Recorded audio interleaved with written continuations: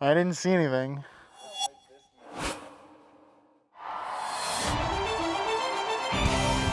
Down here, bring it in. Week 1 is in the books. It has come, it is gone, it happened, it's over. I love week 1 though because it is this rush, this flood of information that just smacks us in the face. Some things that we expected, some things that we didn't expect. And that is our topic here today in the Fantasy Football Survival Kit. We asked you people, the people, my people, what was the fantasy performance that surprised you the most from week 1?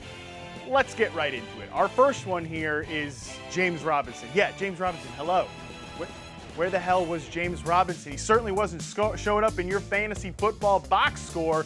Now, if you drafted James Robinson in August and you allowed yourself to go into the darkness and imagine the worst possible scenario, it sure looked an awful lot like week 1. I mean, we're talking about James Robinson, a guy that had like 80, 90% of the Jaguars' touches last year, getting out touched by Carlos freaking Hyde in week 1. So now what we're looking at here is a committee back on a bad football team. That is the recipe for a fantasy football disaster at the running back position. I don't know what to tell you with this one. You're kind of banged if you got Carlos Hyde and, frankly, James Robinson on your fantasy team. Next one up, though.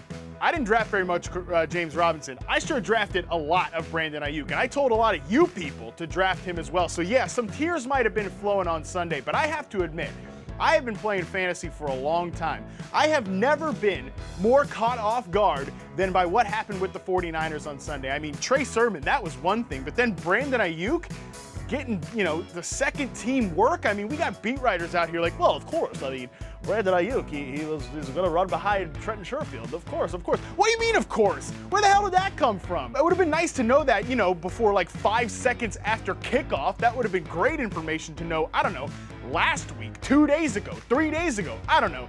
Either way, what I'm here to do today is to implore you to stick with Brandon Ayuk. We are going to be fine. He's just coming back slow from a hamstring injury. We're going to get there eventually, folks. Don't freak out. The Packers, though. Yikes. I mean, imagine being Aaron Rodgers, right? Like, you do this whole thing in the offseason where you're fighting with the team. There's all this drama, all this hoopla. And yeah, then you're tossing your iPad in week 1. I know this wasn't from week 1. That's not the point. You're tossing your iPad because you come back in week 1 after all that and you get your handed to you by Jameis Winston. I mean, what a tough scene. But I'm not worried about the Packers. They've got the Lions in week 2. So Aaron Rodgers, Aaron Jones, Devontae Adams, all these guys are going to bounce back just fine. Do not freak out about your Packers, even though Aaron Rodgers looks pretty sad over there. What a poor guy. Next, we have the aforementioned Jameis Winston. And yeah, hats off to LASIK Jameis. I mean, LASIK Jameis and Sean Payton, the couple of the year that we did not know we needed, but we are sure glad exists. If you just looked at the Saints depth chart right before week 1, you would have been like, who's that? Who's that? Who's that? Who's that? Who's that? Well, that collection of really no-name guys in Jameis Winston absolutely took it to the Packers. Jameis Winston had 5 touchdown passes. He was the most efficient quarterback on a per dropback basis in week 1. But again, my people, you know that you are who you are. You are who you are. You don't really change that much. Jameis certainly is who he is. At some point, we're going to get those disaster moments where there's turnovers, he's taking sacks. Nevertheless, for now, in this moment, we're happy that it's happening, and we're riding Jameis as a pretty good streaming quarterback. Hats off to you, LASIK Jameis.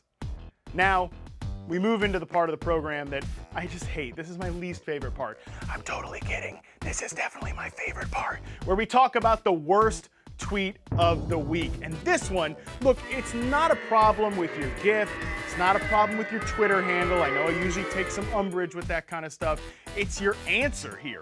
Ronald Jones, you were surprised by Ronald Jones getting benched after fumbling in week 1? That was literally like the most predictable thing that possibly could have happened in week 1.